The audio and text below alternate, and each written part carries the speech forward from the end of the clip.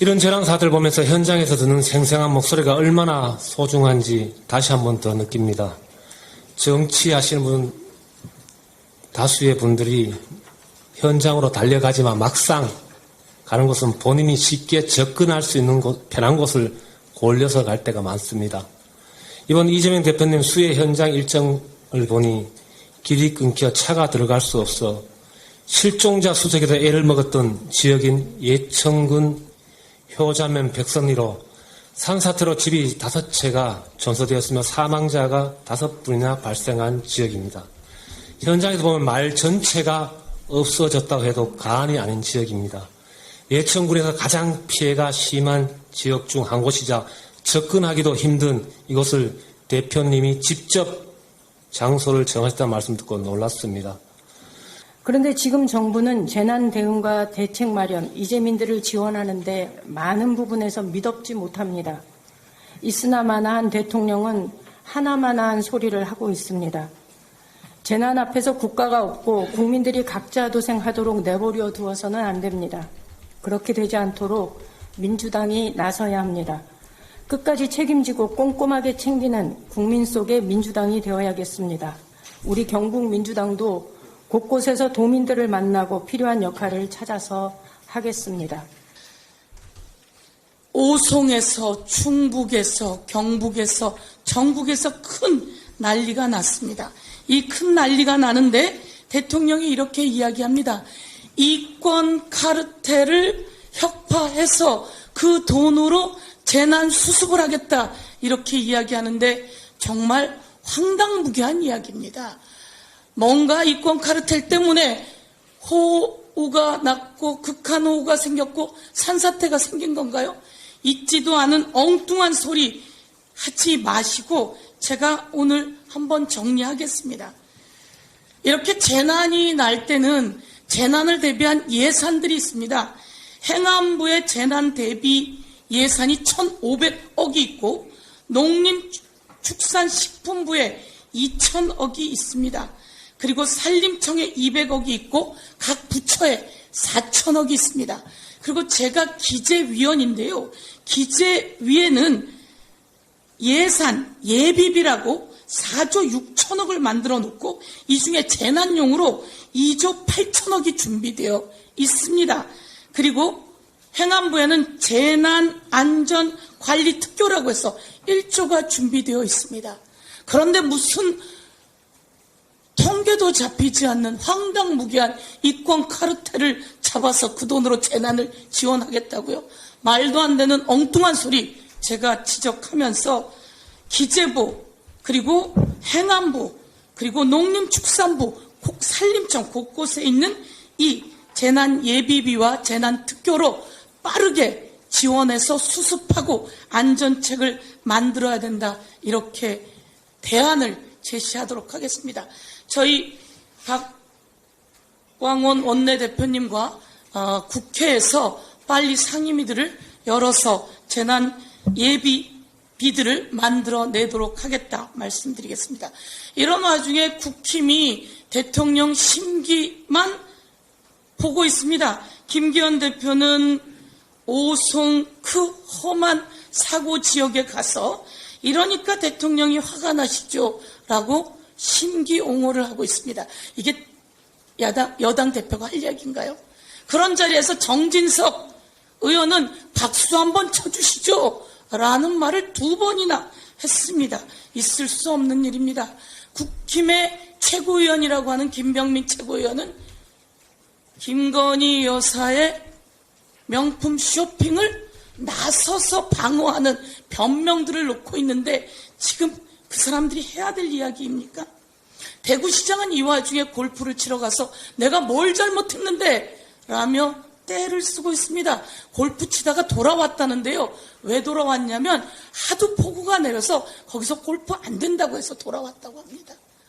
국민 여러분, 이러면 안 되죠. 공직자가 제대로 나서야 국민이 안전합니다. 대통령이 뛰어온다고 해서 뭐 달라질 거 없다라고 했던 이 말 국민 가슴에 박혀 있습니다. 이태원 참사 때 행정안전부 장관이 제가 온다고 해서 뭐가 달라질 게 없어요 라고 해서 탄핵당했던 그때 그 상황과 데자뷰 되는 것을 말씀드리면서 지금이라도 늦지 않았습니다. 대통령이 그리고 또 여당이 그리고 국회에서 우리 더불어민주당과 함께 국민을 위한 안전대책 만들고 지원대책 만들고 그리고 재발 방지 대책 만들어야 합니다. 이상입니다. 이번 비극은 전형적인 인재이자 행정 참사임이 밝혀지고 있습니다. 경북 예천군의 첫 산사태 신고가 있고 나서 약 1시간이 지나 대피 문자가 있었고 이후 1시간 30분 뒤에 두 번째 문자가 발송됐습니다. 어디로 대피를 해야 할지 산사태 발생지 안내도 없었습니다. 그리고 첫 신고 접수 후 약 20시간 뒤 대피 명령이 발령됐습니다. 천재지변이다, 어쩔 수 없었다라고 하기엔 행정의 무능과 무책임을 자백하는 것입니다. 이는 군산시와 청주시의 대비와 대응을 비교하면 더욱 확연히 드러납니다. 군산시는 14일부터 전 직원 비상근무를 발령하고 산사태 우려 지역, 빗물 바지 등을 사전 점검했습니다. 또한 범람 우려 지역 긴급 사전 대피 명령 등을 발령하며 선제적이고 적극적으로 모든 행정력을 가용했습니다. 그 결과 기상청 관측 이후 기록적인 폭우가 내렸음에도 인명피해가 발생하지 않았습니다. 그러나 청주시는 일반인도 지도 어플로 CCTV를 볼 수 있었던 도로 상황을 인지하지 못했고 사고지로 버스 우회를 통보했으며 경찰은 2건 이상의 침수 피해 제보를 방관했습니다. 심지어 참사가 발생한 오후가 돼서야 전 직원 비상근무를 발령하고 교통 통제와 침수 피해 상황 관련 문자를 발송했습니다. 다른 행정이 다른 결과를 만들었습니다. 이뿐만이 아닙니다. 온라인 카페에서는 오송의 3개 대피소 중 한 대피소의 참담한 모습이 올라오며 호 대비와 대피 모두 문제가 제기되었습니다. 지속적으로 반복되고 있는 정부의 무공감, 무책임, 무반성, 산무행정부터 타파해야 합니다. 수해 피해에 대한 반성과 책임 있는 자세로 조속한 대책 마련을 정부에 강력하게 촉구합니다. 어제 자유총연맹 신규 자문위원회 극우 유튜버들이 대거 위촉됐다는 보도가 있었습니다. 이들은 윤석열 대통령 취임식에 김건희 여사 추천으로 초대되었던 사람들이라고 합니다. 이 중 한 명은 자문위원 위촉식에 자유총연맹 총재에게 자유를 무너뜨리는 세력과 맞짱 까겠다면서 실질적으로 싸우는 도중 벌금 문제가 있으니 연맹의 지원이 있었으면 좋겠다고 말했다고 합니다. 이것이야말로 이권 카르텔 아닙니까? 어제 윤석열 대통령은 이권 카르텔 보조금을 폐지해서 수해 복구에 투입하겠다고 발언했습니다. 대통령 말에 따르자면 제1호 보조금 폐지 대상이 자유총연맹인지 검토하시기 바랍니다. 이상입니다. 이태원 참사를 국민에게 공식 사과하지 않았던 윤석열 대통령께서 국민 40분 이상이 사망한 수해 상황에서도 역시 국민에게 사과하지 않고 이렇게 말씀하셨습니다. 부패 카르텔에 대한 보조금을 전부 폐지하고 그 재원으로 수해 복구와 피해 보전에 재정을 투입해야 됩니다. 부패 카르텔 척결해야지요. 동의합니다. 검찰총장, 서울중앙지검장 등이 국민 세금 수백억 원을 어떤 목적으로 누가 사용했는지 증빙자료도 남기지 않고 기재부 지침도 무시하고 사용했습니다. 검찰 부패 카르텔의 이런 재원을 폐지해야지요. 이뿐만 아닙니다. 고위 관료 또는 고위직 판검사들이 퇴임 후에 거대 사기업과 대형 로펌에 수십억의 고문료와 수임료를 받습니다. 정관 예우를 활용하여 사기업과 대형 로펌에 특별한 이익을 만들어주니까 받는 대가입니다. 그리고 이들은 다시 고위 관료로 복귀하는 경우도 있습니다. 현 정부에도 그런 분이 있기에 잘 아실 겁니다. 본질적으로 국가 재원과 국민 이익을 고위직 출신 전관들이 훔치는 행위입니다. 이런 고리를 끊어야 합니다. 아울러 윤석열 대통령께서 분노하시는 시민단체 등에 지급된 보조금이 잘못 사용된 경우가 있다면 조사하여 바로 잡아야 합니다.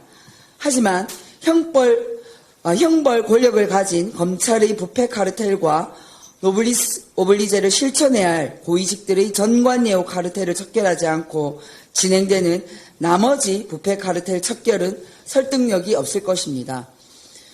윤석열 대통령께 부탁드립니다.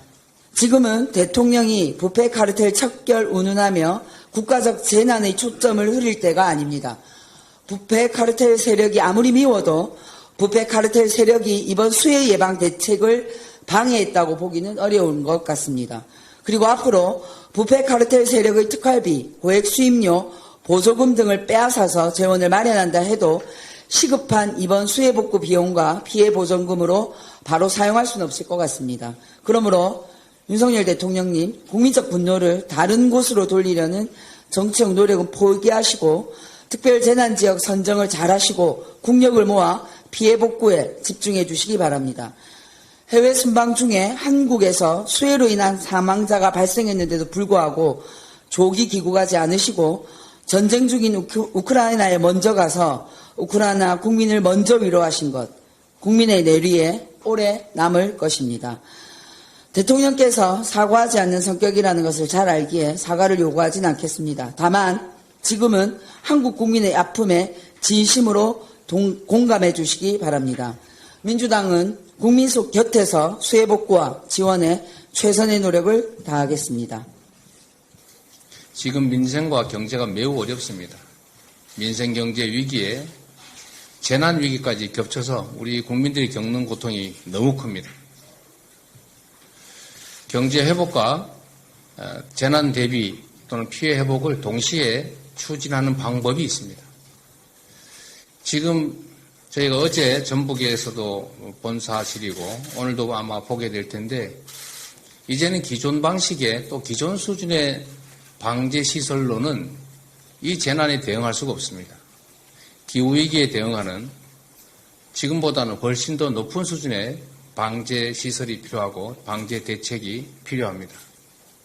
이럴 때 대대적인 방제 시설 투자 또 피해 지원 등을 통해서 경제도 살리고 민생도 살리고 그리고 이런 재난에도 우리가 대응하는 그런 삼중의 혜택을 누릴 수 있는 국가의 대대적인 지원 그리고 국가의 각별한 관심이 필요하다는 말씀을 드리면서 다시 한번 추경 편성에 정부 여당이 협력해 주시기를 당부드립니다.